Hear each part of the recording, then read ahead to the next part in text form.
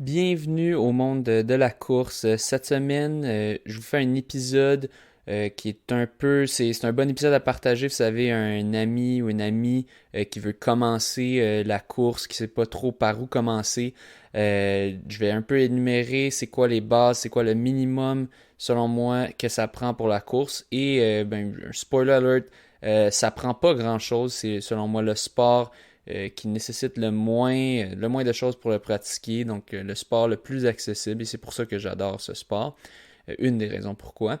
C'est ça. Je vais aussi aller un peu plus en profondeur pour certains points. Donc, selon moi, ça s'adresse aussi à du monde ben average qui font déjà de la course, qui sont déjà là-dedans, mais pour voir peut-être qu'il y a certaines choses que vous pourriez changer, que vous n'avez pas déjà pensé que vous pourriez faire. Et aussi, peut-être ça se peut qu'il y a des affaires que vous êtes en désaccord, ben je vous inviterai à laisser savoir en commentaire parce que peut-être qu'il y a des affaires sur lesquelles j'ai tort. Mais je pense que j'ai quand même de la pas pire expérience, donc je devrais avoir quand même quelques bons conseils là-dedans pour commencer ou pour continuer à faire de la course. Tout d'abord, juste avant de commencer ça, j'aimerais beaucoup remercier mes Patreons, ces personnes qui me versent 3$ par mois ou un peu plus sur ma page Patreon. Donc j'ai Frédéric Vien, Marc Pagé et Matt Paul. Je ne sais pas s'il veut que je dise son nom complet, donc pour l'instant je vais laisser ça à Matt Paul parce que c'est ce qui est écrit sur Patreon. Pour les prochaines fois, je pourrais dire le nom complet. Et à ces deux-là, Marc Pagé et Matt Paul, je ne vous ai pas encore donné de shout-out parce que vous avez commencé vers la fin avril. Donc vous aurez droit à un deuxième shout-out une deuxième fois ce mois-ci, bien sûr. Aussi Rolando Gomez, Tristan Garcia et Vincent Nadeau-Benoît. Je vous remercie beaucoup. C'est très apprécié. Ça m'encourage à continuer à faire ça. Donc, si jamais vous voulez vous aussi avoir un shout-out dans un futur épisode, eh bien, vous pouvez aller sur la page Patreon Le Monde de la Course pour donner, c'est 3$ par mois, c'est US, vous pouvez donner moins, vous pouvez donner plus comme vous voulez, mais à partir de 3$ par mois, vous pouvez avoir un shout-out pour un épisode par mois. Je me suis fait une petite liste des choses. J'y vais en ordre d'importance. Ensuite, ça va être du plus important au moins important. Et je vais dire un peu, j'ai certaines barrières de là, c'est là que je pense qu'avec ça, tu as ce que tu as besoin. Ensuite, ça, t'es au niveau 2 puis niveau 3. Alors, tout d'abord, l'item numéro 1, je pense que ça va pas faire la surprise. Ça prend des souliers de course. Donc, évidemment, il y a certaines personnes qui prônent le minimalisme extrême de courir nu-pied. J'ai déjà moi-même été un peu dans ce style. Je pense, dans le temps que je courais pour le cégep André Laurando, je voulais faire le marathon de Montréal nu-pied. Puis tout le monde me regardait comme un weirdo quand je leur disais ça. Puis ils avaient un peu raison parce que en tout cas, faire le marathon de Montréal nu-pied, ça ferait mal parce qu'il y a beaucoup d'asphalte, beaucoup de béton puis beaucoup de petites roches. Ça se fait la course nu-pied, mais plus sur des surfaces qui le permettent, comme du gazon, peut-être de la terre battue, dépendamment c'est quel type de terre battue. Mais en général, pour 99,9% des gens, ça prend des souliers de course. Et là, pour certaines personnes, ça peut être un casse-tête. Est-ce que j'ai besoin minimaliste, maximaliste? Est-ce que j'ai besoin de quelque chose pour s'occuper de ma pronation? Eh bien, honnêtement, au début, quand tu commences, c'est un peu difficile de savoir orienter plus vers quel style. Moi, je me souviens, j'ai déjà eu.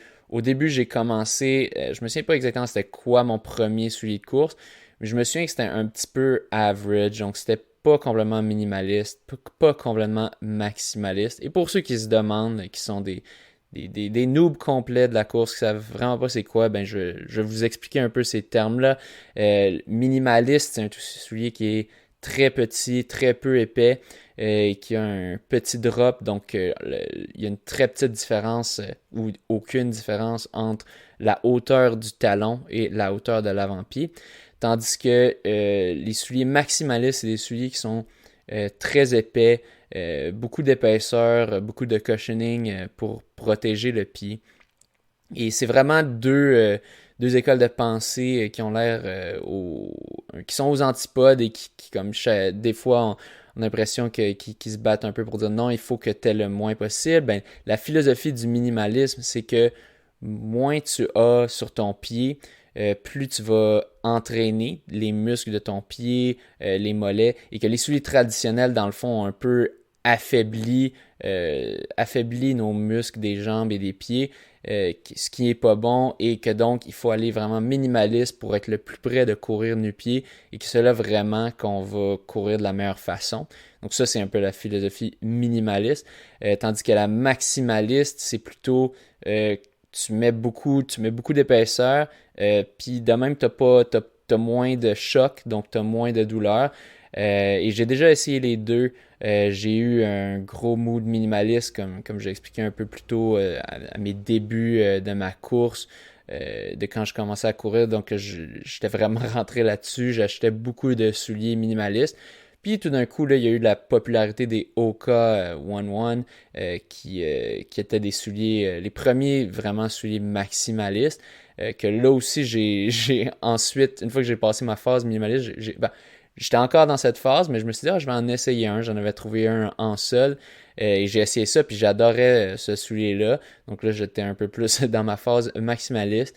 Mais où est-ce que je suis aujourd'hui là-dedans? Je vous dirais, honnêtement, c'est mieux d'avoir un soulier, du moins si tu commences, c'est de commencer avec un soulier qui est vraiment entre les deux, qui est un soulier average, qui est pas trop épais, mais pas épais, parce que toute notre vie, on est à la base habitué déjà à des souliers assez épais. Donc, tu veux pas faire une grosse, une grosse transition trop abrupte en passant des souliers standards à des souliers ultra minimalistes comme des Five Fingers, qui sont comme les souliers avec les orteils.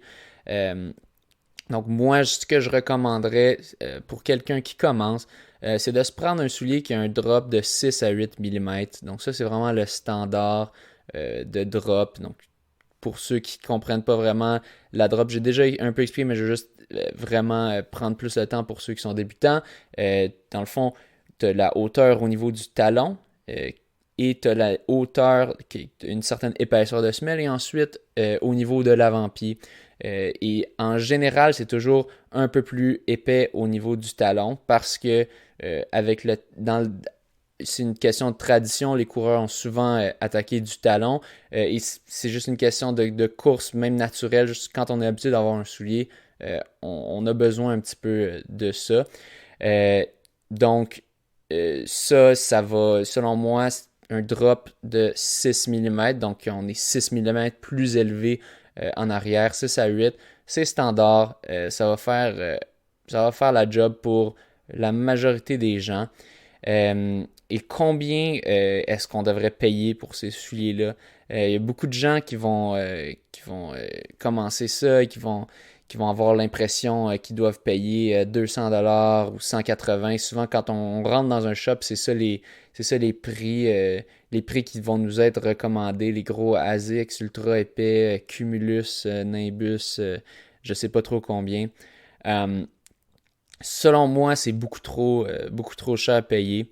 Tout d'abord, il y a deux endroits, vraiment deux antipodes où tu peux aller chercher tes souliers. Tu peux soit les acheter en ligne, souvent c'est ça qui va être le moins cher, ou tu peux les acheter à un magasin spécialisé de course. Chacun a ses bénéfices. C'est sûr, tu vas payer plus cher si tu vas dans un magasin spécialisé de course en général.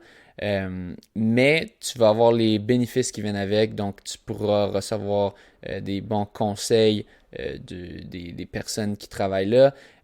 Puis souvent, ils ont un club de course, ces endroits-là. Donc, je pense à Maison de la course, à la boutique Endurance, la boutique courir, désolé, le running room, désolé si le coin des coureurs, désolé si j'en oublie d'autres, mais souvent ces places-là ont des clubs de course eux-mêmes, donc quand tu achètes de leurs souliers, ben tu peux bien sûr les rejoindre. Je pense que tu pourrais même s'en acheter, mais là, je pense que ce serait un peu scumbag, même pour moi, de faire ça.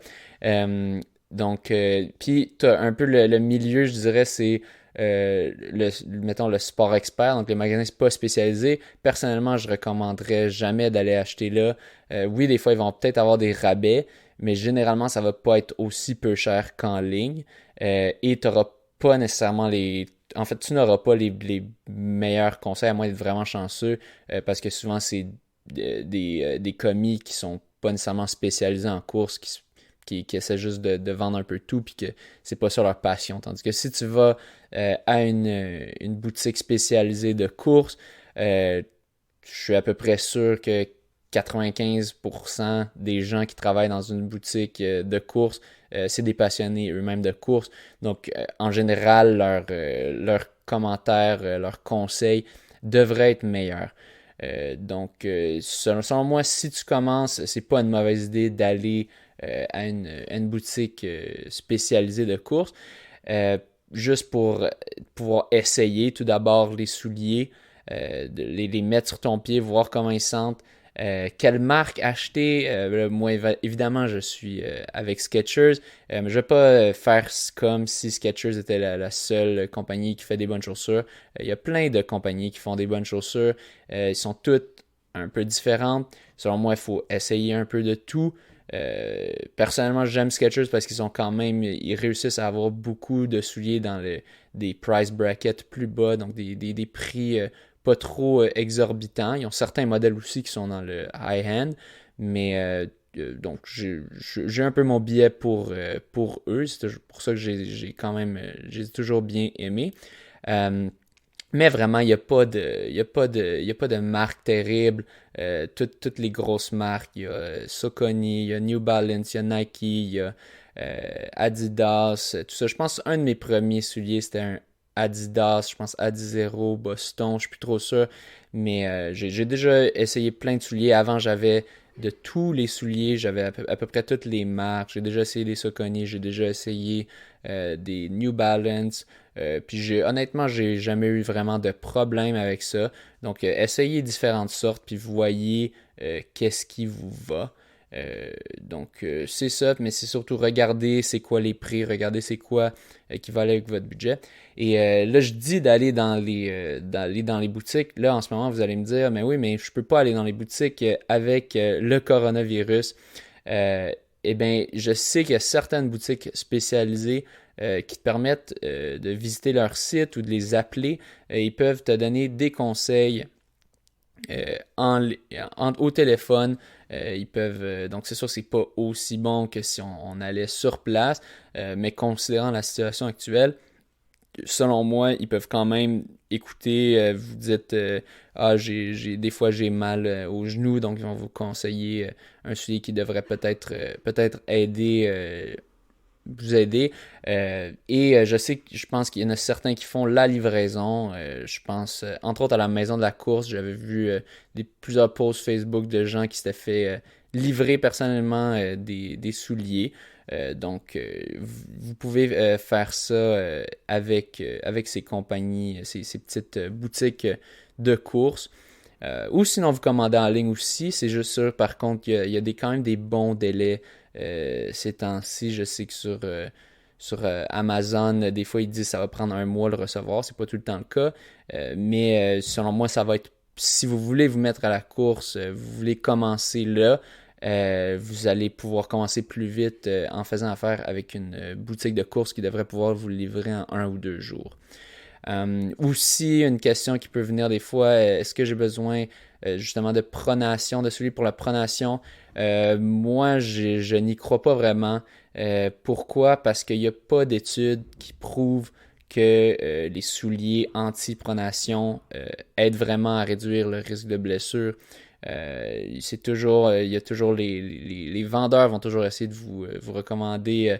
Si vous dites que s'ils trouvent, ils analysent votre technique puis ils trouvent que vous faites de la prononciation, vont essayer de vous vendre ces souliers-là. Euh, il n'y a pas de preuves scientifiques. Peut-être qu'il y a des gens qui ont eu des bonnes expériences avec, peut-être qu'il y a des gens qui ont eu des moins bonnes expériences avec, mais scientifiquement parlant, il n'y a pas d'études qui montrent que ça aide à réduire les blessures pour les personnes qui font ça, de la pronation. Euh, pour ceux qui ne savent pas c'est quoi de la pronation, c'est dans le fond, idéalement on voudrait atterrir parfaitement, mais il y a des gens qui atterrissent un peu à l'intérieur du pied, à l'extérieur du pied. Donc ça varie, on est tous uniques, on n'a pas tous la technique de course parfaite quand on commence. Ça peut devenir problématique si notre technique devient de plus en plus pire, si on fait beaucoup plus de pronation d'un côté ou de l'autre. Mais en général, selon moi, ces souliers-là, j'ai porté ces souliers-là moi-même. J'ai pas de problème. Personnellement, j'ai pas eu de problème avec. Mais ce que j'ai un problème avec, c'est souvent le markup de prix qu'ils vont charger pour. Donc, souvent, ils vont charger 20-30$ de plus pour ces souliers-là, qui vont être souvent plus lourds, qui vont pas apporter grand-chose à mon avis. Ça se peut qu'il y a certaines personnes ou plusieurs personnes qui ont déjà qui swear by that, qui trouvent que les souliers de pronation c'est vraiment ce qui les sauve. Tant mieux pour vous, continuez. Je vous dis pas d'arrêter, mais selon moi, je dis juste si c'est la première fois, essayez pas avec des souliers de pronation. Seulement si vous avez vraiment un problème, puis que vraiment tous les souliers, comme on dit, neutres, donc les souliers standards, ne font pas la job, vous pouvez peut-être essayer. Mais pour commencer, ne vous faites pas avoir par les upsells des vendeurs qui vont vous dire « Ah, vous avez besoin de souliers de pronation. » Quel est le prix juste? Une petite note que je m'étais dit. Combien est-ce que vous devriez payer en ligne? Si tu achètes en ligne, tu peux trouver dans des modèles assez cheap pour 70, 80, 90. Si tu es capable de commander aux États-Unis, souvent, des fois, il y a des personnes qui font ça déjà, qui achètent d'autres affaires aux États-Unis, qui font livrer ça à Burlington ou des affaires de même, puis qu'après ça, ils vont le chercher. Ça, tu peux le trouver pour encore moins cher. Mais si, comme la majorité des gens, tu dois acheter en dollars canadiens, souvent, ça va être ça. Ça va être minimum 70 ces temps-ci, surtout, vu qu'il y a moins de rabais. Ça peut monter, selon moi, par exemple, ma blonde a récemment acheté une paire de souliers Skechers qui était autour de 105$, qui était quand même assez dans les low-end du high-end, donc qui était quand même assez bon. C'est aussi acheté des vraiment cheap pour 70$. Ça devrait être les prix que vous devrez payer. C'est correct si tu en vas jusqu'à 120, 130 en ligne, mais selon moi, vous ne devriez pas payer plus que 130.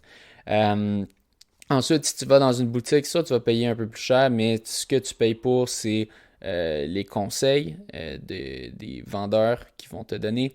Et aussi, tu payes potentiellement pour le club de course que tu rejoins, que ce soit avec le running room, avec boutique courir, maison du coureur, endurance.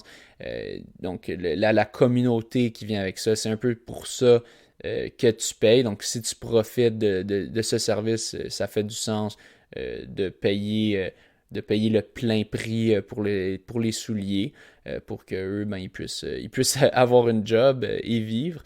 Selon moi, c'est ça, ça peut aller jusqu'à 180, 200$, mais je pense pas que tu devrais payer plus que 200$ pour une paire de souliers même dans une boutique spécialisée. À moins que ce soit vraiment des souliers pour une course, je pense par exemple au Vaporfly ou les Skechers Speed Elite. Peut-être si c'est un soulier que tu vas vraiment porter très peu souvent, seulement aux courses, que tu vas pas trop user, tu peux payer l'argent de plus pour la performance que ça va t'amener. Mais sinon, pour un soulier, un daily trainer, un soulier que tu vas utiliser à tous les jours, selon moi, tu payes autour de, si tu vas en boutique, autour de 120, 130, peut-être 140. Il y a toujours des modèles des années précédentes ou à peu près toujours qui sont en vente pour moins cher. Je recommande à peu près toujours de prendre le modèle de l'année précédente. Souvent, les améliorations sont assez mineures. Il y a peut-être des exceptions où est-ce que tu as tout un gros overhaul, tu as quelque chose qui change beaucoup. Mais la majorité du temps, tu es bien correct avec le modèle de l'année précédente pour sauver quelques dizaines, vingtaines, trentaines, peut-être quarantaines de dollars. Et c'est ça, en ligne, un petit peu moins. Devrait aller autour de 80, 90, 100 pour un bon soulier. Il faut s'assurer que c'est un soulier de course, okay? Pas un soulier de sport. Ça peut être une erreur commune de certaines personnes. Des fois, tu penses que tu as acheté un soulier de course, mais c'est vraiment un soulier de sport. Puis là, tu cours, puis là, tu commences à avoir des douleurs. Mais c'est parce que ce soulier-là n'est pas fait pour la course. Il peut être fait un peu plus pour des sports en général. Donc, souvent, les souliers dits de sport, ça va être pour du badminton, du basketball, du tennis. Donc, qui vont être faits pour avoir beaucoup de friction, puis être prêt à tourner sur des petits moments. Mais les souliers de course, c'est pas fait de la même façon. C'est fait vraiment pour être capable de manger du millage, de manger beaucoup d'asphalte, de béton. Et c'est fait pour être très confortable, pour pas avoir de douleur après avoir couru des 5-10 km. Donc, c'est important que ça soit un soulier de course. Mais une fois que c'est un soulier de course, selon moi, que tu payes 70 ou 150 dollars, tu peux avoir à peu près le même, une équivalence en termes de confort, en termes de durée de vie. Des fois, c'est juste une question de look, ou ça peut être une question qui a un petit peu plus de rebondissement, que tu vas aller un petit peu plus vite dans ton entraînement. Mais pourtant, vraiment, tu t'en fous. Tout ce que tu veux, c'est que tu travailles un certain effort. Donc, selon moi, tu peux vraiment aller. C'est bon de souvent aller dans les modèles les moins chers parce que plus tu, plus tu fais de la course, plus tu vas devoir acheter de souliers. Donc, tu veux t'assurer qu'à chaque fois, tu ne dépenses pas trop pour ça. Le technique de course, il y a l'attaque du talon versus l'avant-pied versus le milieu. Comment est-ce que tu devrais courir? Eh bien, avec il y a plusieurs personnes dans les années 80-90, c'était le gros trend, c'était l'attaque du talon. Donc, que tu atterrisses sur ton talon et ensuite tu transfères vers le milieu du pied et ça finit à l'avant du pied. Donc, vraiment un mouvement en anglais, c'est le terme, c'est un peu le style de rocker. Je sais pas trop exactement comment traduire ça, mais bref, que c'est vraiment une transition, un roulement un petit peu. Plus récemment, ça a été un peu, ça a été beaucoup attaqué. Et maintenant, on parle beaucoup plus d'atterrir sur le milieu du pied. Certains même qui disent vraiment l'avant du pied. Mais en général, selon les analyses biomécaniques et juste si on regarde les top coureurs du monde, très souvent ils arrivent à peu près sur le milieu de leur pied. Donc tu veux être un petit peu au milieu, tu veux pas complètement complètement arriver sur tes orteils parce que là ça va pas être efficace parce que tu vas arriver sur tes orteils et ensuite tu vas tomber vers l'arrière. Mais ce qui arrive lorsque on attaque du talon, c'est qu'on va défoncer nos genoux. Le choc remonte directement jusqu'aux genoux. Et je l'ai vécu à mes débuts, j'attaquais pas mal du talon. Même à un certain temps, j'essayais vraiment d'attaquer du talon parce que j'avais l'impression que c'était efficace. Et à un certain niveau, au début, c'est efficace. Mais après avoir couru un marathon en attaquant du talon, je me suis défoncé les genoux et après ça m'a pris 2 mois pour récupérer. Donc, il faut éviter d'attaquer gravement du talon. C'est sûr que naturellement, la plupart des gens attaquent un petit peu du talon quand ils courent parce que on est habitué d'avoir des gros souliers épais avec un gros drop, un gros talon. Il faut juste essayer de consciemment essayer d'atterrir un petit peu plus sur l'avant du pied, mais il ne faut pas virer fou non plus avec ça aussi. Il y a des gens qui font 1 million d'exercices pour essayer de corriger ça. Selon moi, ça vient juste en courant plus. Plus tu cours, plus tu vas t'en aller vers une technique de course optimale. Puis si tu fais juste consciemment l'effort de ne pas trop attaquer du talon qui peut être optimal quand tu es au début, mais si tu fais juste un petit peu d'effort de consciemment arriver plus sur le milieu du pied, ben là, tu vas transitionner un style plus de milieu du pied et ainsi vous pourrez finalement avoir une technique beaucoup plus efficace sur le long terme. Donc, bon, finalement, j'ai passé plus de temps que je pensais sur ce point-là, mais c'est quand même un point très important, le point de la technique course et des souliers courts. Et honnêtement, c'est tout ce que vous avez besoin si vous voulez faire la course. Le reste, ça va être un peu de l'extra. Selon moi, c'est quand même des nécessités. Puis ensuite, je vais mentionner quand on va vraiment dans les extra. Mais à la base, si tu veux courir, tout ce que tu as besoin, c'est des souliers de course. Pas besoin de rien d'autre. Moi, je me souviens à mes débuts de course, j'avais pas des shorts spécifiques de course, j'avais pas des t-shirts spécifiques de course. Honnêtement, je me souviens, j'avais des shorts cargo, des pantalons cargo, puis je me souviens, je faisais mes entraînements avec l'équipe du Cégep André Lando, puis le monde me regardait tout croche. Puis ils avaient un peu raison de me juger parce que c'était vraiment pas efficace pour courir. Mais ça faisait la job. C'est sûr, tu peux avoir. C'est pas tout le monde qui vont pouvoir faire ça. T'as certaines personnes qui vont souffrir du chafing, de la friction. Je pense entre autres aux sous-vêtements aussi, que si là tu t'en vas faire une longue sortie dans des sous-vêtements entièrement de coton, là tu pourrais avoir des conséquences irritantes. Mais à la base, si tu vas sortir pour faire des 30-45 minutes, selon moi, des souliers de course, c'est tout ce que tu as besoin. On va ensuite aller au deuxième item que je pense qui est le plus important. Et selon moi, c'est d'avoir une montre. Donc, moi, depuis le début que je fais de la course, j'ai toujours eu une montre. À mes débuts, puis je dirais pas, en fait, depuis pendant 6 ans probablement, ça fait seulement 1 ou 2 ans, ça fait 2 ans environ que j'ai une montre GPS, mais à la base, la grande majorité du temps que je courais, j'avais simplement une montre, c'était une Timex Ironman Shock Resistant. Euh, Tout ce que tu as besoin, c'est une montre. Je recommande bien sûr une montre digitale, pas une montre analogue, mais une montre digitale que tu as la fonction chronomètre et que tu es capable d'avoir un bouton start-stop puis faire des splits. Selon moi, ça fait une énorme différence. Pourquoi? Pour chronométrer vos sorties, donc savoir combien de temps vous êtes allé courir.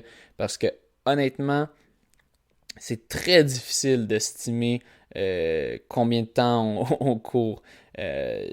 Encore plus à vos débuts. Sûr, avec un peu d'expérience, on peut commencer à avoir des idées pour estimer, mais au début, on n'a absolument aucune idée combien de temps on est sorti. Surtout au début, quand c'est pénible, le temps peut paraître plus long. Donc, selon moi, très, très, très important, très utile, parce qu'une fois que tu as terminé, tu peux regarder combien de temps tu as fait, tu as le sentiment d'accomplissement. Yes, aujourd'hui j'ai fait 20 minutes, aujourd'hui j'ai fait 30 minutes. Donc, selon moi, c'est vraiment super d'avoir ça. Puis, si jamais vous voulez faire des intervalles, mais là, d'avoir l'option de split, donc pouvoir faire des laps, c'est vraiment très utile. Et ensuite de ça, tu peux mettre le temps que tu as couru dans ton plan d'entraînement. Vraiment, c'est ma grande recommandation. Le deuxième item que je recommande de vous procurer si vous commencez la course, c'est une montre. Juste une montre digitale. Tu peux en trouver, je regardais sur Amazon, tu peux en avoir pour 50, 40 pièces qui vont faire entièrement la job. Est-ce que tu as besoin d'une montre GPS? Selon moi, c'est pas du tout nécessaire quand on commence, surtout quand on ne sait pas si on va faire de la course pour longtemps. Les montres GPS, ça peut être quand même assez cher. Ça, tu peux trouver des montres GPS pour autour de 100$, mais souvent ces montres-là, ça va pas être les GPS les plus précis et ça va pas synchroniser avec Strava. Donc, oui, tu pourras voir combien de kilomètres tu as parcouru, puis quelle est ton allure, mais après ça, il va falloir que tu rentres tout ça manuellement dans ton plan d'entraînement. Selon moi, ça vaut pas la peine de se procurer ce type de montre-là. J'en ai déjà eu une qui a fait la job pour les courses pour lesquelles je les ai utilisées, mais vraiment, je n'utilisais pas tant que ça. Maintenant, là, j'ai une Garmin Forerunner 235. Ça donne ta fréquence cardiaque, ça donne puis toutes les données GPS standard. Et ça se synchronise automatiquement avec ton cellulaire. Je sais qu'elle vaut environ 230$. J'ai été chanceux, je l'ai eu en cadeau d'un ami. Merci Julio. Dans le fond, c'est ça. Cette montre-là, je sais qu'elle vaut autour de 230$. Peut-être qu'en rabais, tu peux l'avoir autour de 200$. Mais c'est quand même un gros investissement que je pense pas que les gens qui commencent la course devraient faire, à moins ils savent qu'ils vont s'y mettre. Selon moi, ça vaut pas la peine quand on commence. Tu peux utiliser Strava sur ton cellulaire. Strava qui est un peu un réseau social des coureurs et des cyclistes qui offre la fonction avec votre cellulaire. Vous faites cliquer Start et vous n'avez même pas besoin d'avoir de données. Tout ce qu'il faut, c'est avoir du Wi-Fi quand vous partez. Et ensuite de ça, ça va pouvoir vous dire votre allure avec le GPS de votre cellulaire sans utiliser de données. Une fois retourné, quand vous aurez du Wi-Fi, vous pourrez synchroniser ça. Vous pourrez ainsi voir combien de temps, combien de distance vous avez parcouru. Ça va être automatiquement catalogué sur votre compte Strava. Et ça prend rien. Ça prend juste un cellulaire que, selon moi, 90%, 95% des gens ont un téléphone intelligent qui est capable de faire ça. Peut-être que je surestime, mais vraiment la majorité des cellulaires sont capables de supporter cette application-là. Donc, tout ce que tu as besoin, c'est d'amener ton cellulaire, soit d'avoir des poches, ça va être des bonnes poches dans lesquelles le cellulaire ne shake pas, ça va être un point que je vais aborder un peu plus tard, ou sinon de s'acheter un brassard, un armband que tu peux acheter pour 20$ ou 10$ même sûrement sur Amazon ou d'autres endroits, ou Best Buy, tu peux sûrement trouver ça aussi. Donc pour 20$, tu as l'équivalent. C'est un petit peu plus gossant parce que il faut que tu trimbales ton cellulaire avec toi. Mais honnêtement, si tu n'as pas un workout à faire, un entraînement, ça va déranger un petit peu, mais pas tant. Et donc, ça vaut l'argent sauvé sur une montre, surtout quand on n'est pas sûr qu'on veut faire cet investissement-là encore. Donc, selon moi, c'est le deuxième item le plus important. Et selon moi, c'est quand même un must d'avoir juste une montre de base qui peut chronométrer nos sorties pour savoir combien de temps on court, puis avoir le sentiment d'accomplissement une fois qu'on l'a complété. Ou bien si on commence, des fois on va faire une alternance course-marche, mais de pouvoir faire, ok, je vais faire 5 minutes de course, 5 minutes de marche alternée, ben, tu peux le calculer parfaitement avec ta montre plutôt que d'y aller à l'œil. Troisième item le plus important, bien c'est un chandail de course, une camisole. Pour les hommes, je dirais plutôt que c'est les shorts de course qui sont plus importants, mais dans la même catégorie de chandail de course et camisole, j'ai inclus les brassières pour les femmes. Une grande proportion des femmes vont avoir besoin d'une brassière je vais amener ma blonde pour vous jaser un petit peu de ça. Sophie va un peu nous jaser de brassière parce qu'elle a plus d'expérience que moi avec ça. Bon, pour commencer, en fait, c'est sûr que ça dépend de la poitrine de chacun, mais je vous dirais que c'est important quand même de magasiner ça. Il y a différents modèles qui sont en vente, finalement, dans les magasins. Dans le fond, les différents modèles offrent un soutien différent en fonction de la poitrine de chacun, finalement. En général, on veut une brassière de sport vraiment qui est adaptée pour la pratique sportive. Fait que dans le fond, souvent, le tissu va être plus respirant qu'une brassière régulière. Et puis ça offre un soutien qui est beaucoup plus élevé qu'une brassière régulière aussi. Parce que dans la course à pied, bien, c'est sûr qu'on rebondit finalement un peu, là. Fait qu'on veut que tout reste bien en place. Fait que c'est ça. Dans le fond, ce qui est recommandé quand on achète une brassière de sport, c'est d'avoir des bretelles à l'arrière du dos qui sont croisées ou en Y, comme le dos des maillots de bain finalement. Parce que cette façon de placer les bretelles-là laisse plus place au mouvement. Fait que ça va éviter la friction finalement en courant. Sinon aussi, il y a quelques brassières de sport qui sont un peu comme des brassières régulières finalement, que quand on achète, on a la même classification finalement, tu sais, avec le bonnet, le tour de taille, tout ça. Fait que idéalement, c'est de choisir une brassière de sport à la même taille que votre brassière régulière. Pour les personnes qui ont de plus faibles, qui ont des poitrines moins grandes, finalement, le soutien est peut-être moins nécessaire, finalement. Parce que c'est ça, là, il y a moins de gravité, finalement, là. Fait que vous pouvez avoir des modèles qui sont peut-être moins ajustés, mais je vous dirais que c'est le confort avant tout. Fait que si vous avez la chance d'essayer les brassières, je pense que c'est un must, là. C'est sûr qu'en ce moment, avec la situation, c'est moins évident, mais d'y aller vraiment avec les mesures standards, finalement, là, les mesures qui vous font normalement avec des brassières régulières. Puis c'est ça, quand on essaie la brassière, c'est de vérifier que tout est bien ajusté, finalement, que l'espace entre les bonnets colle bien à la peau. Fait qu'en gros, c'est ça. Moi, personnellement, j'ai une préférence pour les brassières de sport qui sont pas intégrées à des chandails. Parce que vous allez voir en vente, il y a des camisoles qui intègrent déjà la brassière ou des chandails qui l'intègrent aussi. Mais je trouve que c'est moins pratique puis c'est souvent moins ajusté. T'sais, au lieu d'avoir toutes les grandeurs comme une brassière, finalement, les A, B, C, D puis les tours de taille, là, c'est juste small, medium, large. Fait qu'il y a beaucoup moins d'ajustements possibles. Puis personnellement, moi, j'ai jamais trouvé une camisole ou un chandail que la brassière intégrée me faisait correctement. Fait que c'est pour ça, je pense que... Moi non plus. Toi non plus.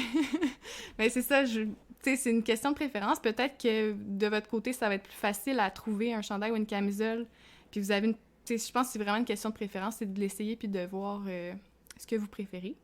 Mais en gros, c'est ça, pas mal pour les conseils, là. Puis quand vous essayez de faire des mouvements, essayez de faire comme de la course sur place pour voir si ça rebondit, si vous voyez qu'il y a un soutien qui est assez bien finalement. Faites des mouvements de bras aussi de droite à gauche, de haut en bas pour voir s'il n'y a pas un frottement contre la brassière. Puis c'est ça, si vous avez des poitrines plus grandes, je vous conseille d'avoir des bretelles plus larges aussi de brassières de sport. Donc, je pense que ça fait le tour, en gros, du sujet, là. Super. Fait que c'est ça. Merci. C'était la chronique féminine pour pas que je mansplain les brassières de sport.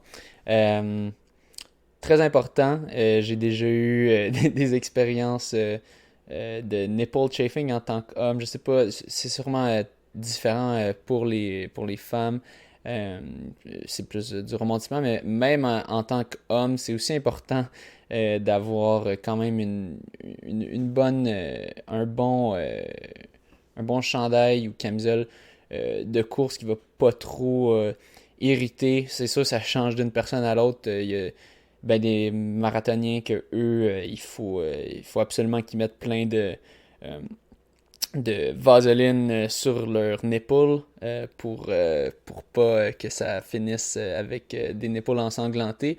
Personnellement, j'ai déjà saigné des nipples, je pense, ou en tout cas, mon père l'a déjà fait, et moi, je me souviens, j'ai déjà eu des grosses irritations, et c'est étrange, ça peut arriver même quand tu cours en chest. Donc, je pense pas que c'est uniquement que ça vient du frottement, mais je pense aussi que c'est du mouvement de haut en bas qui fait juste que ça revole en haut en bas, puis j'ai l'impression que c'est ça un petit peu aussi qui peut venir jouer, parce que je me souviens, je suis rendu en chest puis ça me faisait mal. Donc c'est quand même bien à considérer d'avoir un chandail ou une camisole de course.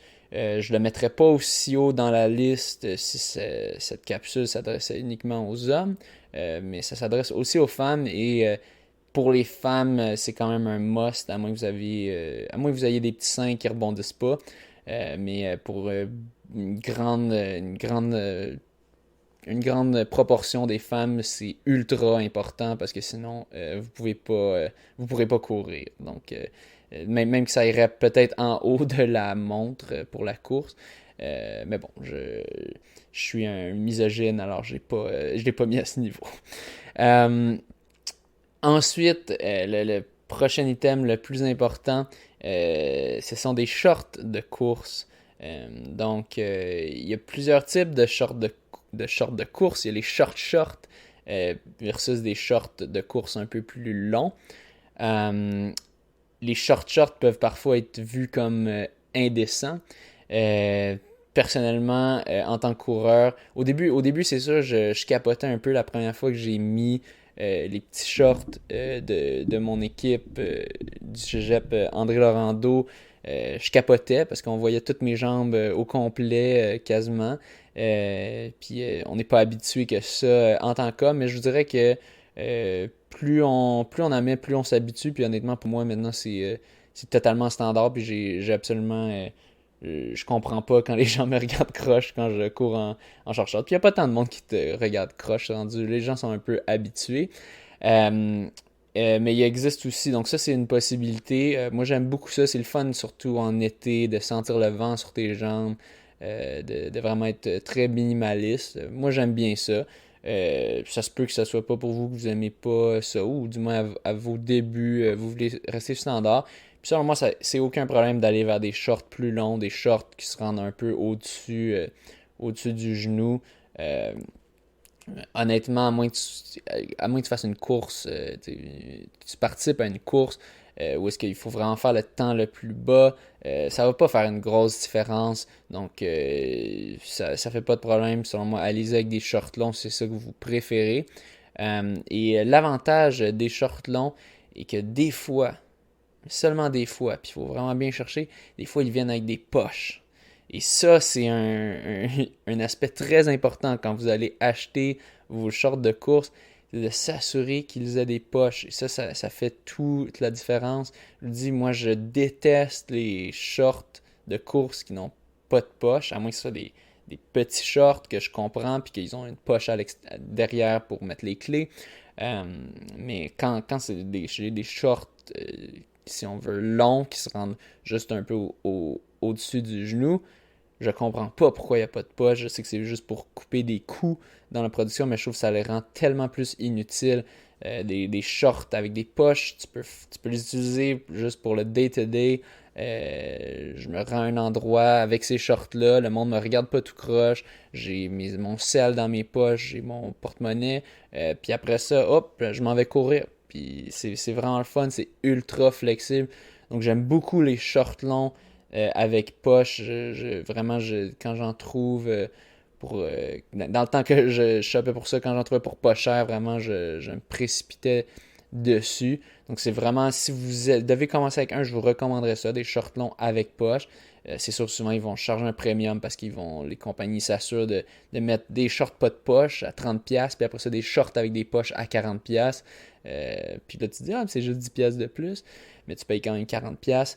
Selon moi, tu devrais te payer autour de, c'est ça, peut-être 30, 40$ pour des shorts longs avec des poches. Des shorts courts, honnêtement, autour de 30, peut-être 40. Honnêtement, ça fait longtemps que j'ai pas shoppé pour ça, mais selon moi, si tu cherches bien en rabais, tu devrais pouvoir en trouver.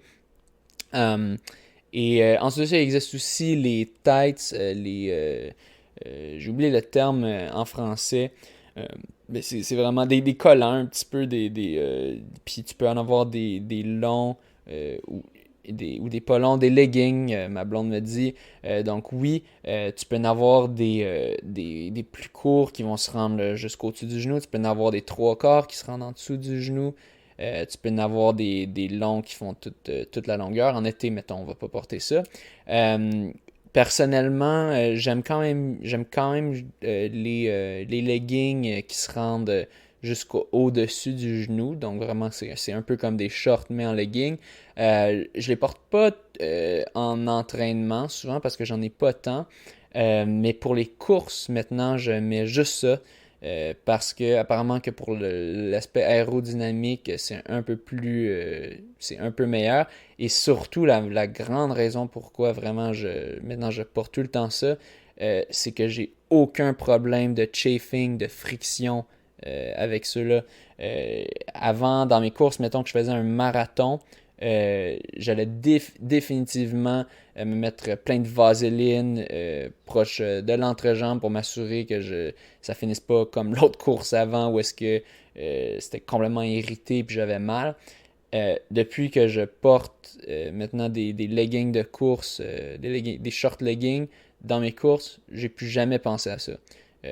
En dessous, je porte des culottes de course qui sont faites en polyester, qui sont aussi très respirantes.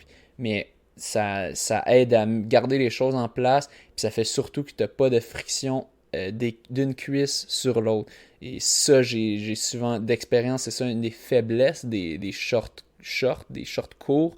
Tu peux avoir de la friction entre tes cuisses après un certain temps quand il y a beaucoup de sueur qui s'accumule, que ta technique de course devient moins bonne, moins efficace. Et ça peut faire très mal. Donc, une autre raison peut-être pourquoi je priorise un peu l'achat des shorts longs avant les shorts courts. Il y a aussi un peu de ça. Les shorts longs vont t'aider à réduire cette friction-là tant que tu as un tissu assez doux qui te protège. Donc, pour la friction de l'aiguille, si jamais c'est un problème pour vous, je vous dis, essayez ça. Essayez les tights ou les shorts longs. Et pour vos clés, souvent, quand j'étais débutant aussi, c'était un peu ma crainte. C'était, ah ben là, mes clés, ça va faire cling, cling, cling. Puis c'est toujours gossant quand t'es quelqu'un dans le groupe qui a amené son trousseau de clés puis que ça fait cling, cling, cling tout le long qu'il court. Eh bien, simplement, séparer la clé du trousseau, la clé que vous allez utiliser, donc la clé de votre maison, votre appartement. Moi, c'est ça que je fais à chaque fois, même que j'ai un double de clés de mon appart qui est juste séparé. J'ai celui que je garde sur mon trousseau, puis j'ai un autre, juste un double que je laisse sur le bord à l'entrée, puis que je prends pour mes sorties de course. Puis juste une clé tout seul, tu mets ça soit dans une poche. Idéalement, c'est une poche qui zip. Ça peut tomber si c'est pas des bonnes poches, puis que tu le mets dans tes poches de côté qui zippent pas.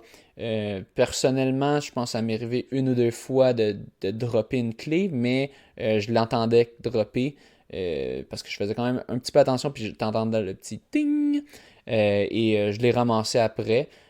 Donc, c'est assez simple. Sinon, si tu as des gants, tu peux le mettre à l'intérieur de ton gant. Mais vraiment, c'est simplement ça. C'est simplement de séparer la clé du trousseau et ensuite la mettre dans les poches. Puis il n'y aura aucun problème.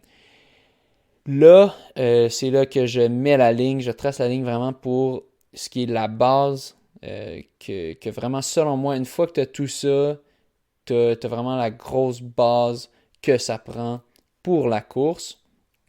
Le prochain point, je dirais, pourrait rentrer un peu là-dedans, mais honnêtement, je veux essayer de garder ça quand même minimaliste. Je veux pas que les gens pensent que la course est ultra compliquée, puis là, je le fais paraître comme si c'est ultra compliqué. J'ai parlé déjà 48 minutes pour aborder les points des souliers de course, des montres, des shorts, puis des chandails. Mais c'est juste que souvent, on a plus de questions qu'on pense. Et j'essaie de tout aborder ces points-là pour plus que vous ayez de questions, puis que briser les fourches pour seulement que vous ayez allié à la bonne fourche et que vous ayez votre réponse tout de suite. Donc vraiment, je veux dire, la base que ça prend, souliers de course, une montre, selon moi, c'est vraiment très important, brassière, chandail de course, camisole et short de course. Okay? Une fois que tu as ça, selon moi, tu as vraiment la base. Des bas, je vais l'aborder un peu plus tard, mais selon moi, ça prend pas des bas de course.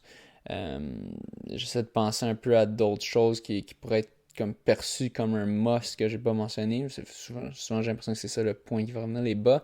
Vraiment, selon moi, une fois que tu as ça, tu peux aller courir 2-3 fois par semaine.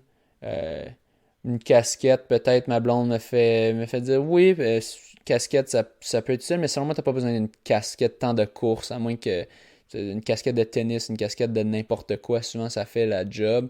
C'est sûr, si c'est une casquette de yo avec une petite palette, puis comme ultra épaisse, puis pas respirante, ok, peut-être que là, ça pourrait être utile. Mais si t'as pas peur des coups de soleil, si t'as de la crème ou t'as de la crème solaire, t'en auras pas besoin. Mais oui, je dirais que c'est quand même un item. Merci Sophie. Euh, Quand même un item qui peut être important en été, mais je dirais pas que c'est dans les must. Si j'étais à faire une liste qui est juste les must, prenez des coups de soleil puis n'ayez pas de casquette. Là, on va aller ensuite sur des trucs que je pense qui peuvent être quand même assez importants. Un truc que je pense qui est très important si vous voulez réussir à rester motivé, à continuer à faire de la course, puis à faire plus que des petits jogs, quelques petits jogs. Si vous voulez vraiment aussi essayer de devenir un peu compétitif, d'essayer de voir c'est quoi que vous pouvez faire, d'essayer de vous surpasser vos temps, eh bien selon moi, ça prend un plan de course. Et là, on se dit, ben là, il y a tellement de plans de course en ligne. C'est quoi le plan de course que moi je devrais faire? Je vais vous donner des petites directives de base. Dire, selon moi, ça devrait avoir l'air de quoi l'entraînement, un plan de course pour différents niveaux. Ça se peut que je me trompe un peu dans mes approximations, puis vous pourrez débattre avec moi après si vous n'êtes pas d'accord. Mais selon moi, je pourrais faire 4 catégories. Donc la première catégorie, si vous êtes un noob complet, donc vraiment, vous n'avez jamais fait ça, vous êtes vraiment à vos débuts, vous êtes pas, vous avez très peu ou jamais fait de course dans votre vie, puis vous voulez essayer, commencer.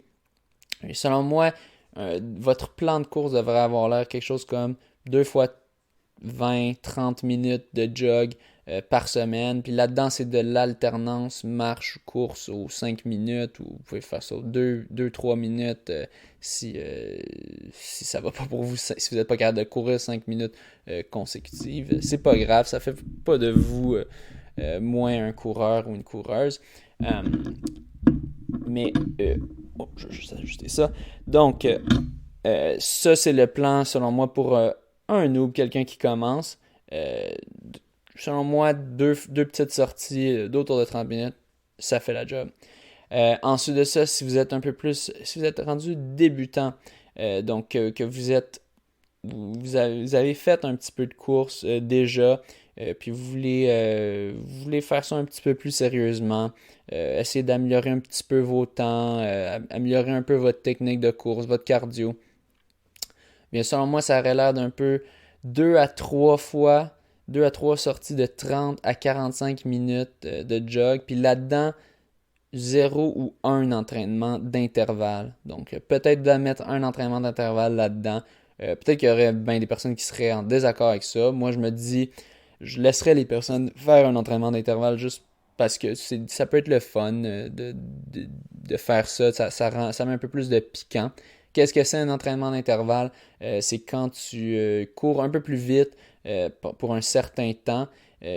Après ça, tu prends un peu de repos, puis après ça, tu recommences. Dans le fond, je vous partagerai, j'ai fait un petit plan de base dans lequel j'ai mis certains entraînements d'intervalle. Je partagerai ça dans la description des podcasts sur YouTube et sur les diverses plateformes pour que vous puissiez aller voir ça sur Google Sheets. Ensuite, si vous êtes intermédiaire, donc ça fait quand même un bon bout que vous faites de la course, vous avez quand même assez d'expérience, 4 à 5 fois 45 à 75 minutes de jog par semaine avec 1 ou 2 entraînements d'intervalle. Là, vous voyez, le range est beaucoup plus grand, 4 ou 5, puis ça peut être des fois 3, ça peut être des fois 6. 45 à 75, il y a quand même une bonne différence entre les deux. Et là-dedans, tu mets 1 ou 2 entraînements d'intervalle. Selon moi, ça serait intermédiaire. Et ensuite, avancer 5 à 7 fois 60 à 90 minutes. Ça, c'est vraiment si tu es rendu quand même à un gros niveau, que c'est pas tout le monde qui pourra jamais se rendre à ce niveau-là, parce que c'est pas tout le monde qui est fait pour courir à ce niveau-là. Selon moi, quand tu cours 5 à 7 fois 60 à 90 minutes par semaine, t'as plus de bénéfices physiques. C'est vraiment pour ta santé en général. Les bénéfices sont uniquement pour courir plus vite. Donc, si vous faites la course simplement pour votre santé en général, faites pas 5 à 7.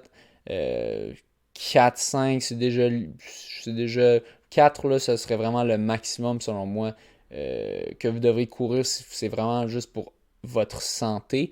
À moins que c'est la seule chose que vous aimez faire. Dans ce cas-là, faites-le 5-6 fois. Mais vraiment là, quand je parle avancé, je parle, vous voulez vraiment, vous êtes passionné de course, c'est quelque chose que vous aimez beaucoup, vous voulez surpasser vos temps. Alors là, 5 à 7 fois 60 à 90 minutes, dépendant de l'âge, ça peut être plus autour de ce que j'avais dit qui était intermédiaire, mais selon votre bracket d'âge, de faire 4 à 5 fois 45 à 75 minutes, je vous classifierais quand même en tant qu'avancé. Avec 2 entraînements et une sortie longue, ça devrait ressembler à ça. Pourquoi est-ce que c'est important d'avoir un plan d'entraînement? C'est une des rares choses qui est vraiment qui revient toujours puis qui est comme pas mal prouvé en psychologie de l'exercice, c'est que juste d'écrire un plan, que ce soit sur l'ordinateur ou sur papier, ça fait que tu as plus de chances de le réaliser. C'est con à dire, mais quand tu écris quelque chose, tu as plus de chances de le faire. Puis même moi, souvent, j'y crois pas, mais c'est vrai. Les études le montrent. On parle tout le temps des SMART goals. Donc, SMART, S pour spécifique. Donc, un objectif spécifique. Je vais courir tel nombre de fois par semaine. Je vais courir un tel nombre de minutes. Tu peux aussi fonctionner en kilomètres, mais moi, j'aime mieux fonctionner en minutes pour ceux qui ont seulement une montre, donc qui fonctionnent simplement au temps. Et aussi, parce que si on fonctionne en kilomètres, ben là, si on court plus lentement, ça va nous prendre plus de temps, donc ça va nous mettre plus de pression. Tandis que si on va en minutes, ça va toujours être ajusté. La quantité de volume donné va toujours être ajustée en fonction de notre vitesse. Donc même si on court plus lentement, on va quand même courir aussi longtemps que la personne qui court plus vite. Donc, S pour spécifique. Ensuite, M, measurable, mesurable.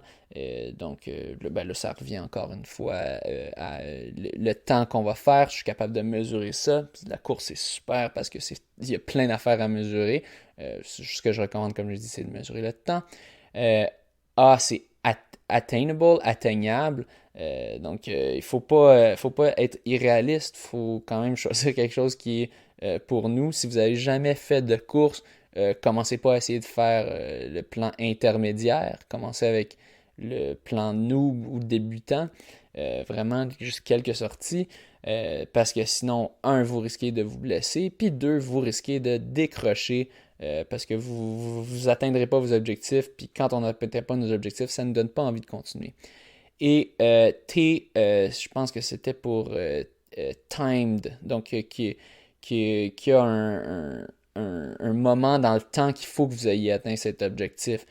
Parce qu'on peut se donner un objectif, mais on ne va pas dire, ben, faut que j'ai atteint cet objectif d'ici tel moment.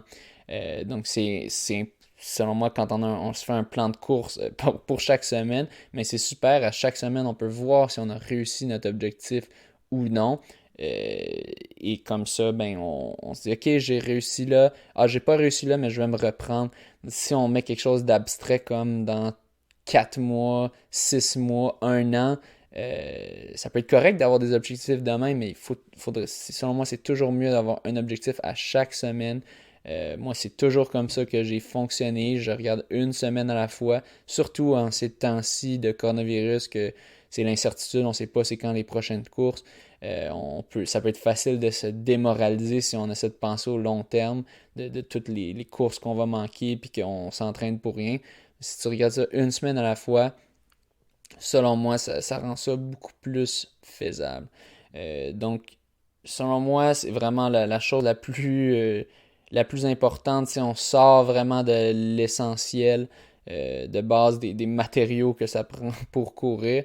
Selon moi, c'est vraiment un top des choses importantes. Et où est-ce qu'on peut faire ça?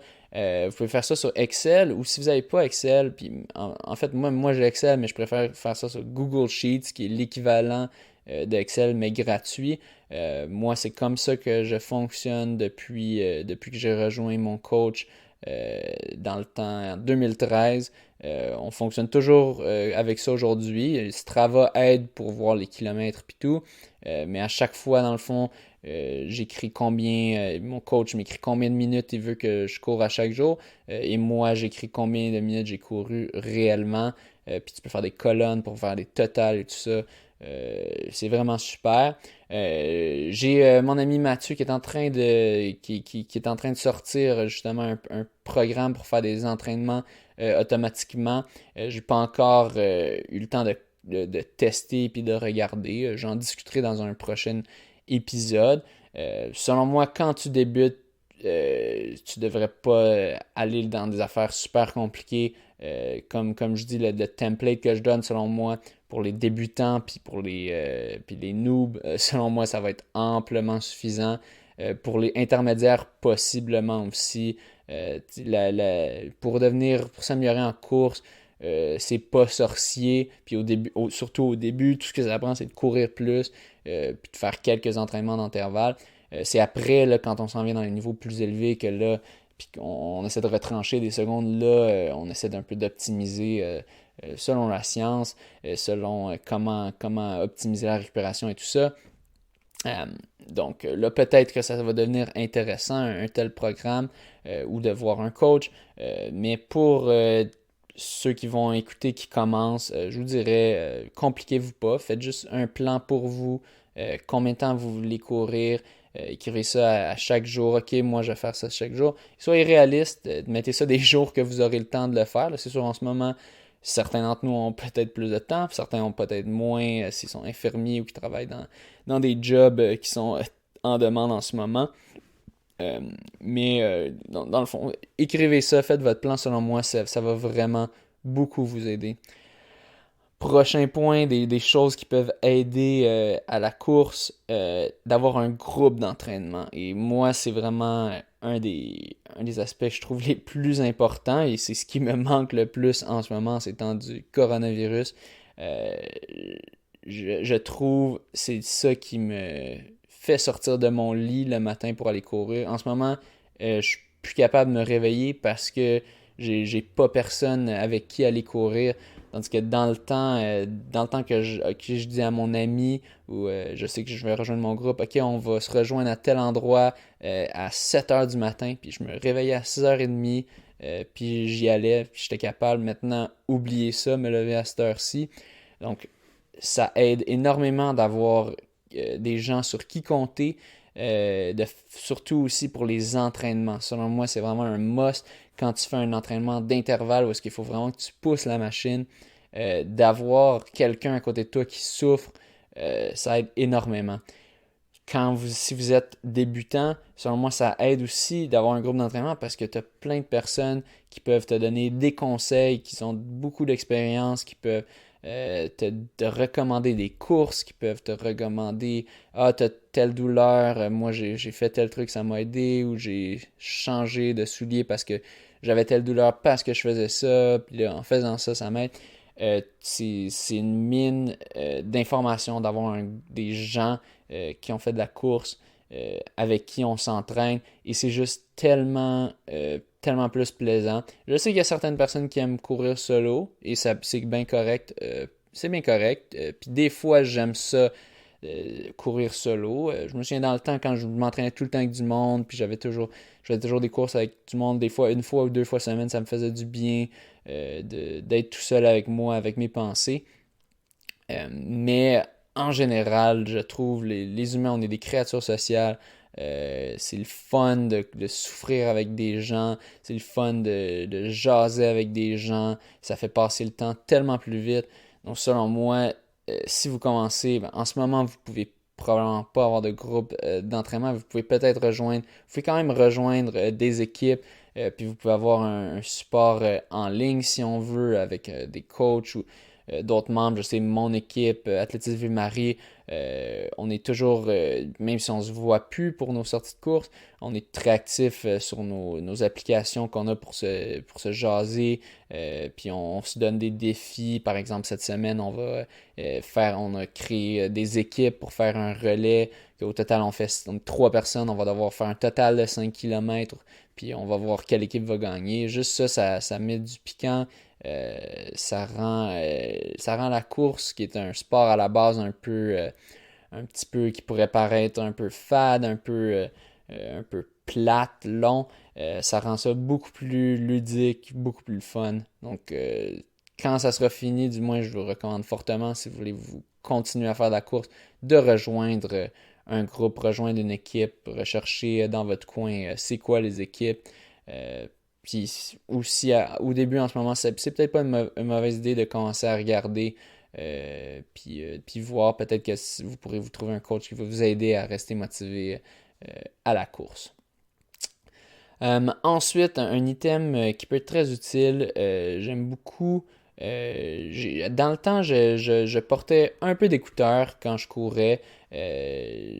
Ça m'aidait j'écoutais un peu de musique, ça me motivait un petit peu. Mais j'ai pas des oreilles qui retiennent bien les écouteurs.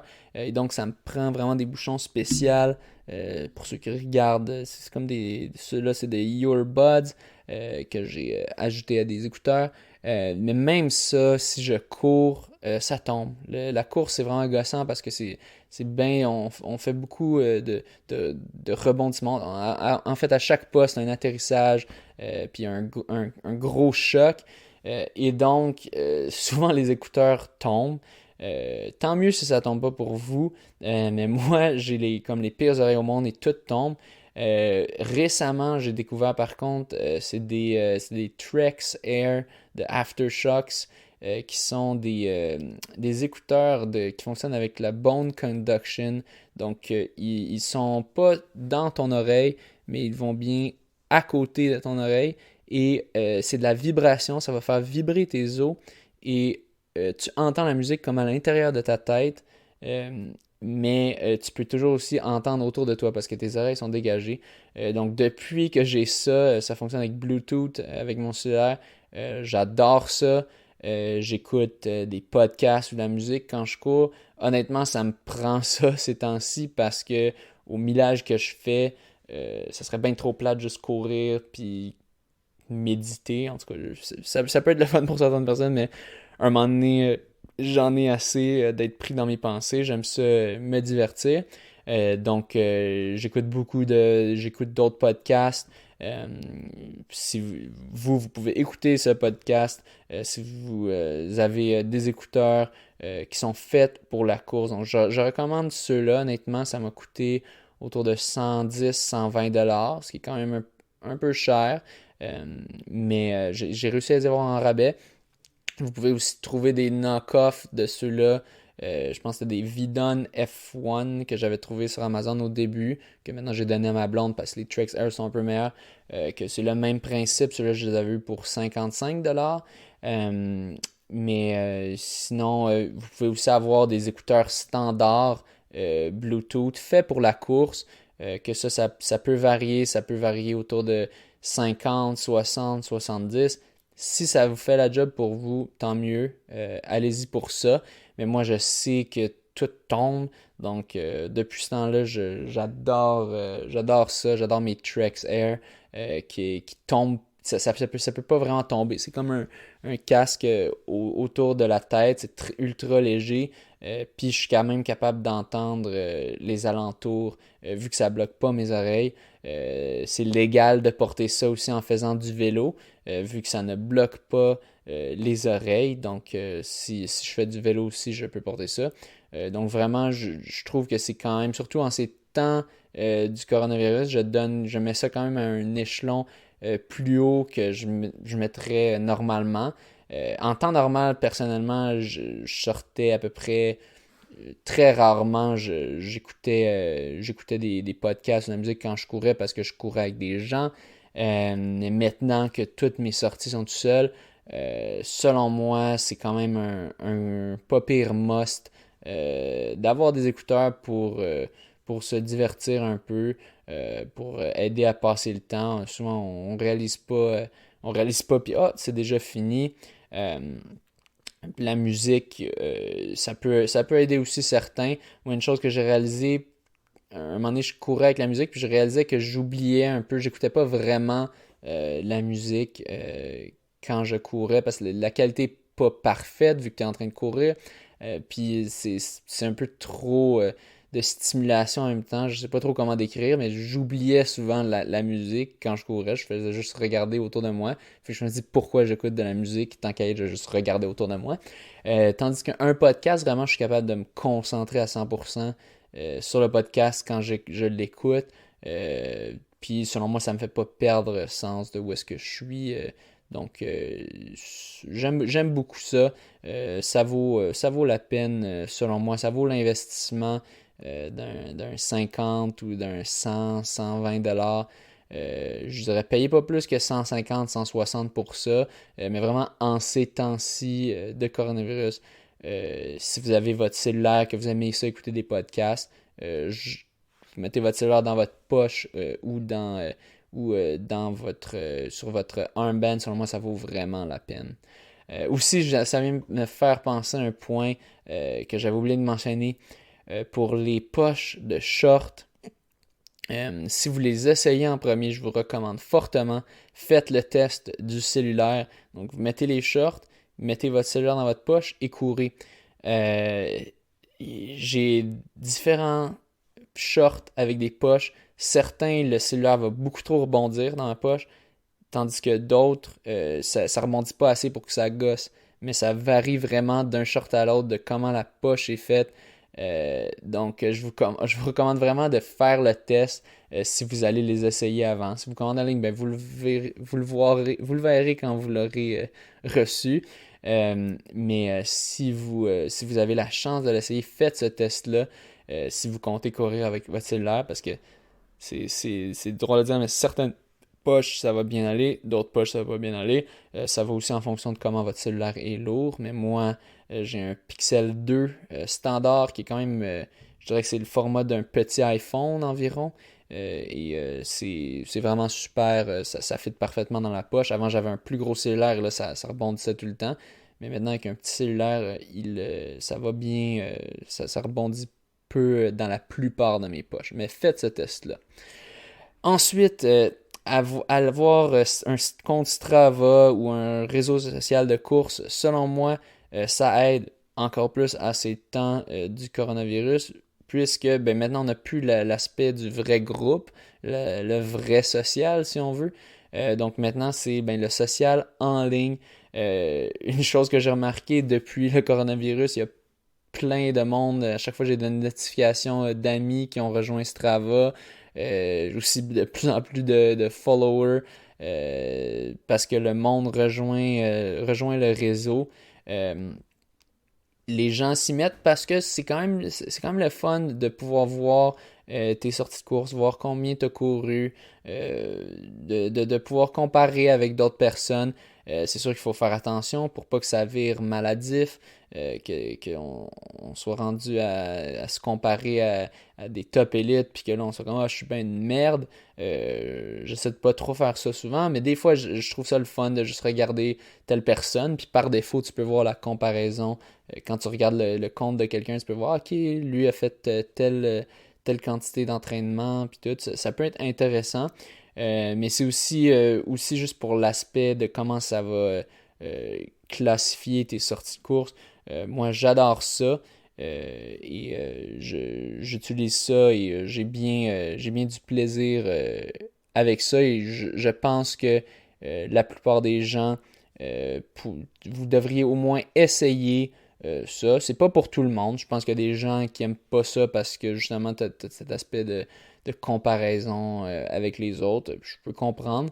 Mais je recommande au moins d'essayer. Puis il y a différents réseaux sociaux de course. Strava, c'est le plus grand selon moi, mais tu en as aussi d'autres. Runkeeper, t'as Nike Running, tout ça.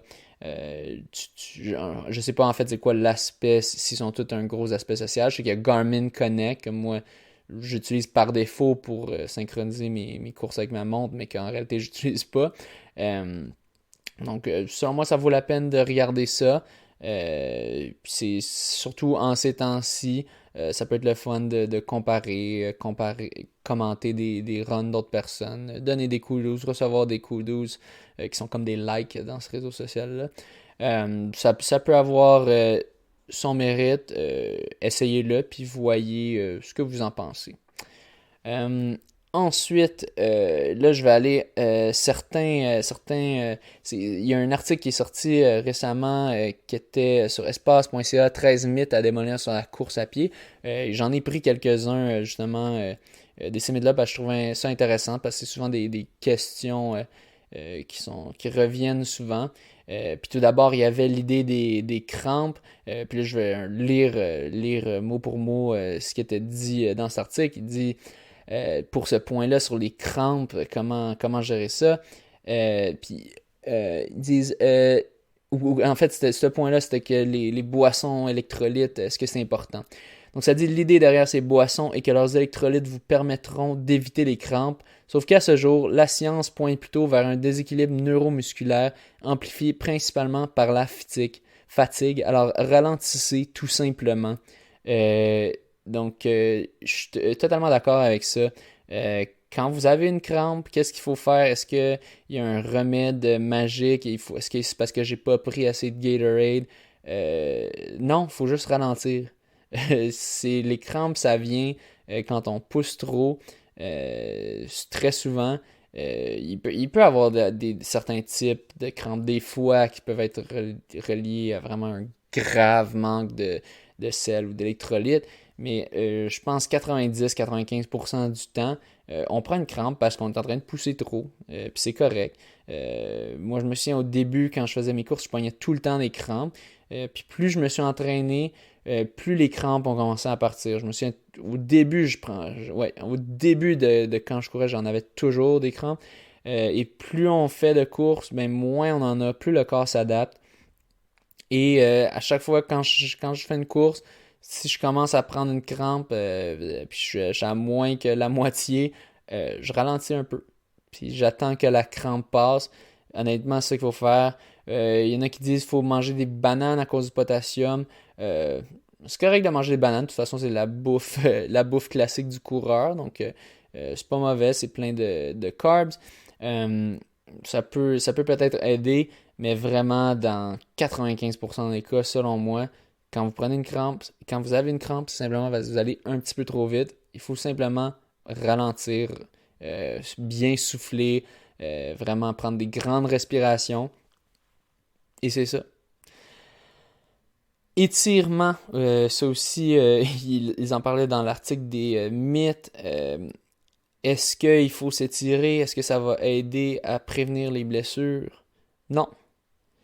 Tout simplement non. Il faut jamais faire d'étirements statiques avant d'aller courir. Donc des étirements statiques, c'est les étirements un peu classiques auxquels on pense. Donc par exemple de faire le papillon, d'essayer de toucher à ses orteils en gardant les jambes droites. Ce type d'étirement-là, ce qui est dit statique, où est-ce qu'on bouge peu, où est-ce qu'on fait juste étirer les muscles, c'est dangereux de faire ça avant de courir. Vous augmentez votre chance de blessure. C'est correct si vous voulez faire des étirements dynamiques, mettons des mouvements balistiques avec les jambes, où est-ce que vous allez chercher un grand range of motion, une grande range de mouvement. Je me perds dans mes anglicismes. Mais dans le fond, ça peut être correct, des étirements balistiques dynamiques, où est-ce qu'on bouge la jambe, mais statique à éviter avant. Après la course, ça peut être correct de faire du statique si vous voulez, si ça vous tente d'avoir plus de range of motion, d'être un peu plus flexible, d'avoir plus de flexibilité. Mais il n'y a pas de preuve scientifique que ça va réduire votre risque de blessure. Et il y a beaucoup d'études là-dessus. Donc, c'est pas par manque d'études qu'on dit ça, qu'ils n'ont pas encore fait de bonnes études qui prouvent ce lien. Ils ont fait plein d'études qui prouvent cette absence de lien. Donc, si vous avez des blessures et que vous vous étirez pour réduire vos blessures, je voudrais prioriser autre chose. Prioriser peut-être à la place plus des exercices, les exercices que votre physio vous donne, des exercices de renforcement musculaire, mais ne perdez pas votre temps avec des étirements. Faites seulement des étirements si vous voulez augmenter votre flexibilité en général dans la vie. Ou peut-être pour certaines personnes, peut-être que pour des individus, peut-être que ça les aide eux. Mais si on regarde au niveau de la population, statistiquement, ça ne va pas vous aider. Bas de course, j'ai déjà mentionné. Est-ce que c'est nécessaire? Selon moi, non. Là, il y a certaines personnes qui vont dire le contraire, qui vont dire que ça prend vraiment des bas de course qui sont en polyester et non en coton pour qu'ils ils vont pas tout absorber toute la moisissure et qui deviennent pas lourds et qui soient, on veut des bas qui soient plus respirants.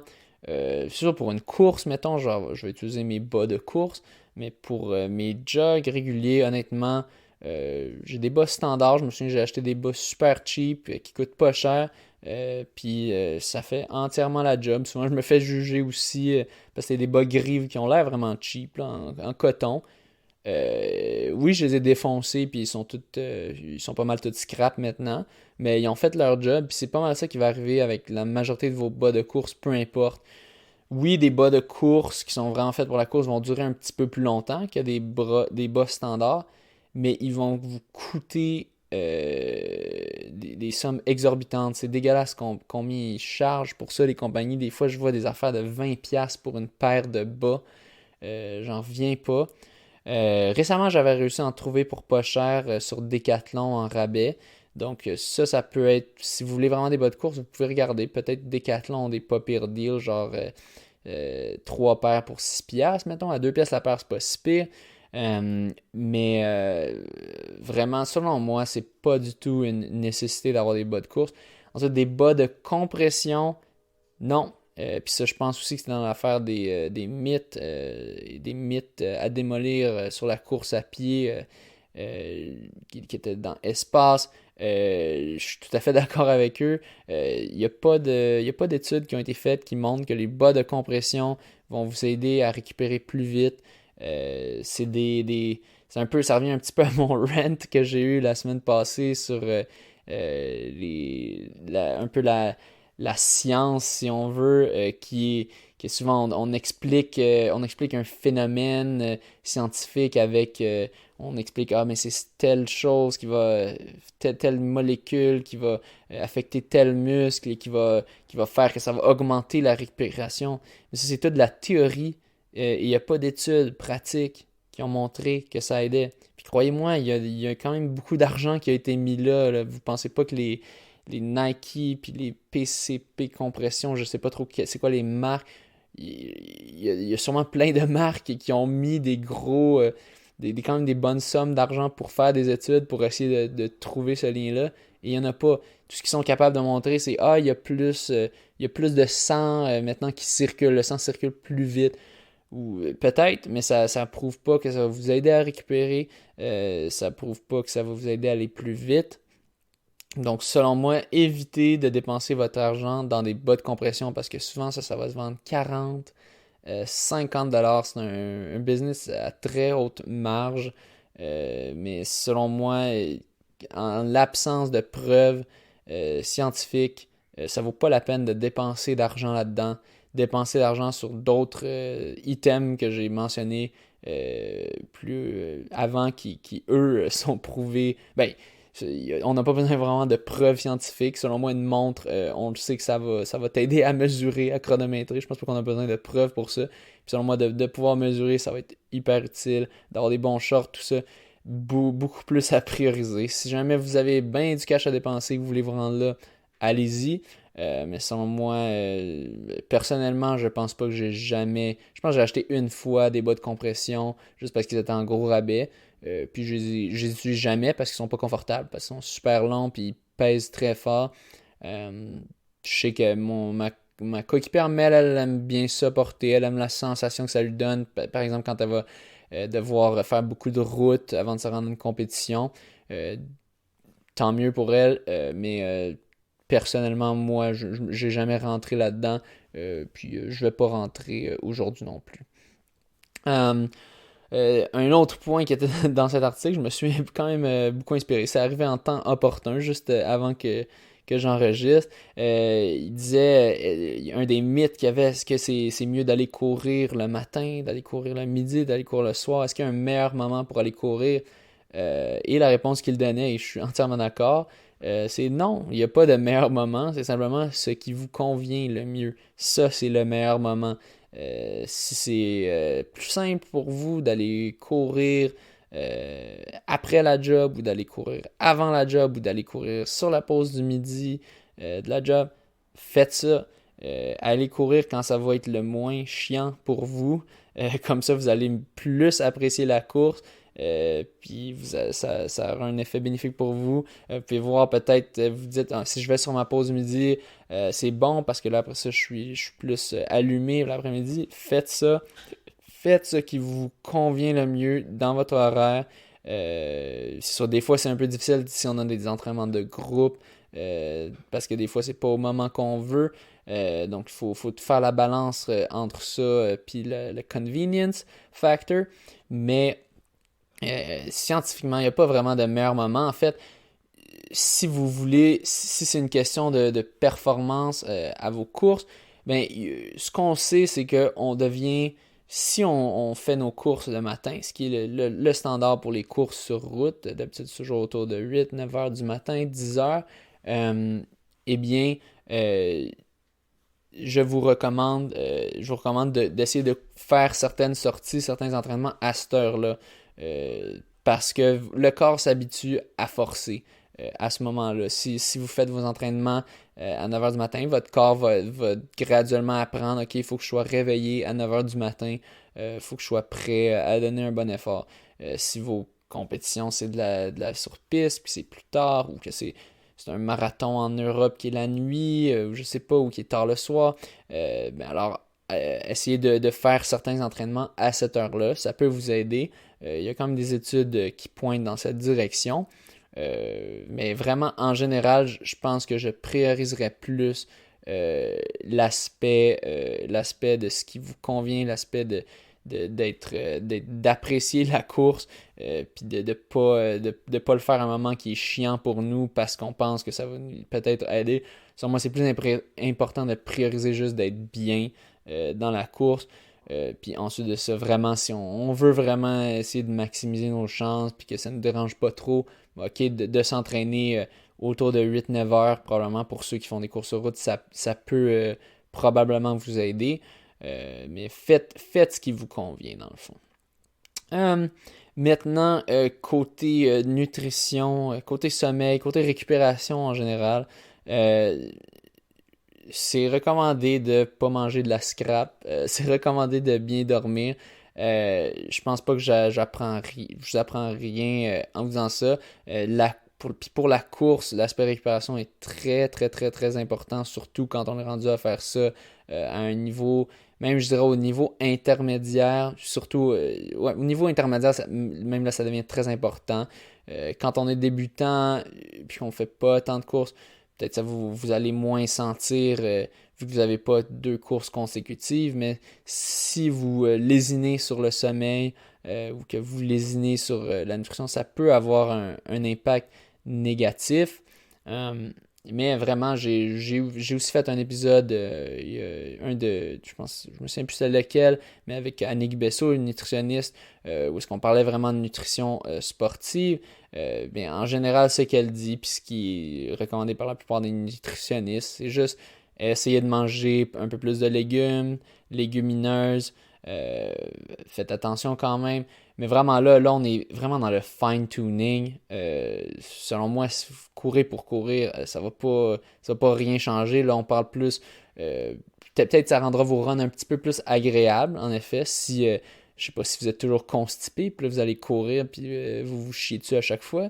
Peut-être que là, ça peut aider si vous mangez plus de légumineuses, puis que vous allez chier avant de courir. Euh, donc ça pourrait aider en effet.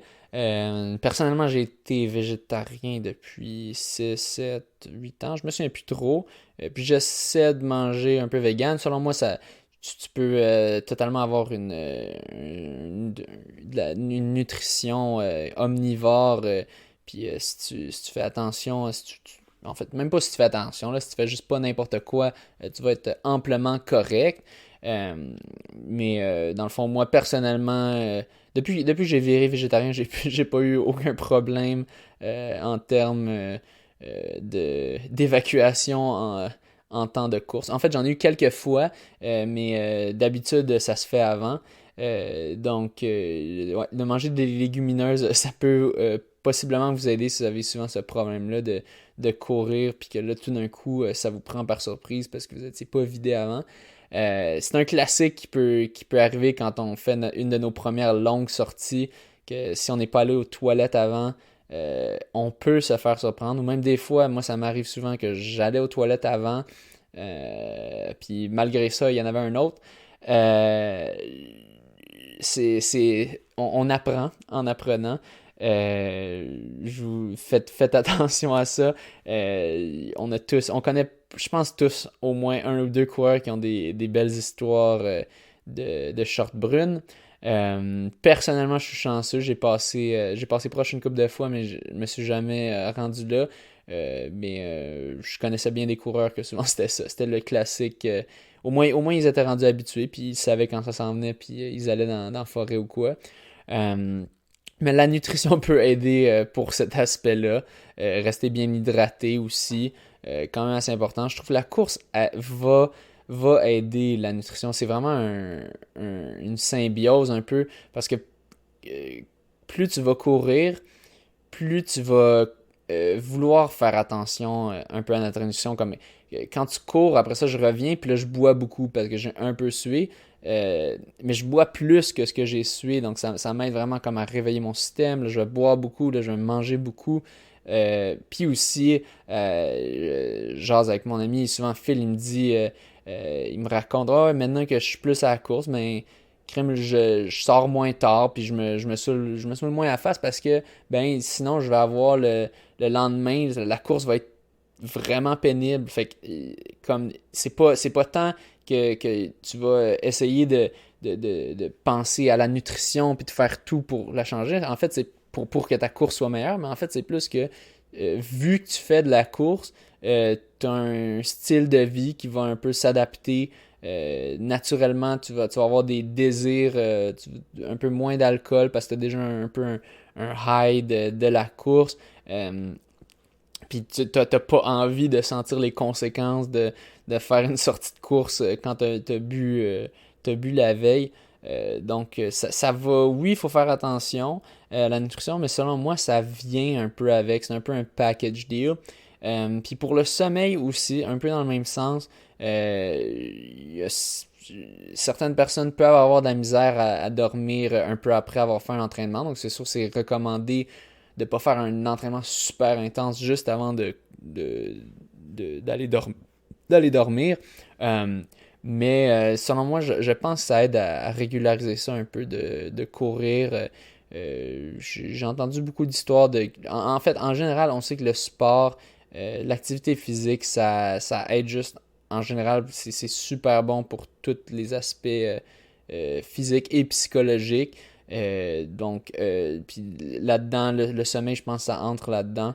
Donc, selon moi, ça va aussi vous aider. C'est sûr, c'est bon. Il faut faire attention à essayer de bien dormir. Moi, c'est pas ma force.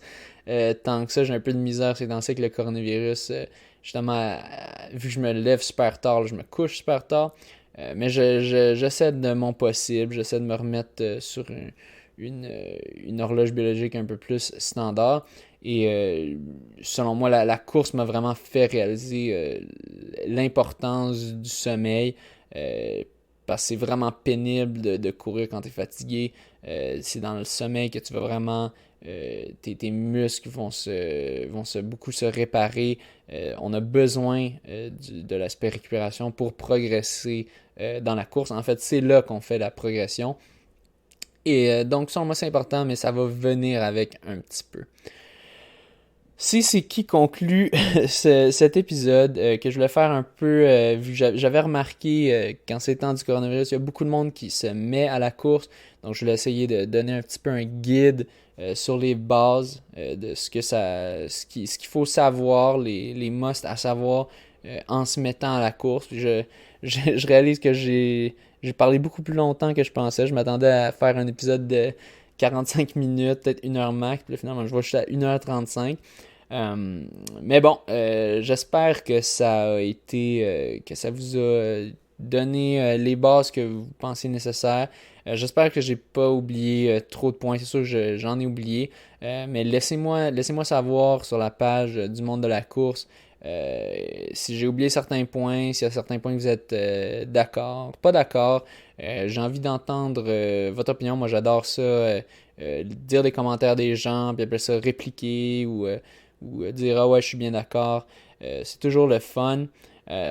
Si vous voulez supporter le podcast, abonnez-vous. Vous pouvez vous abonner sur YouTube, vous pouvez vous abonner sur Spotify, sur toutes les plateformes Apple Podcast.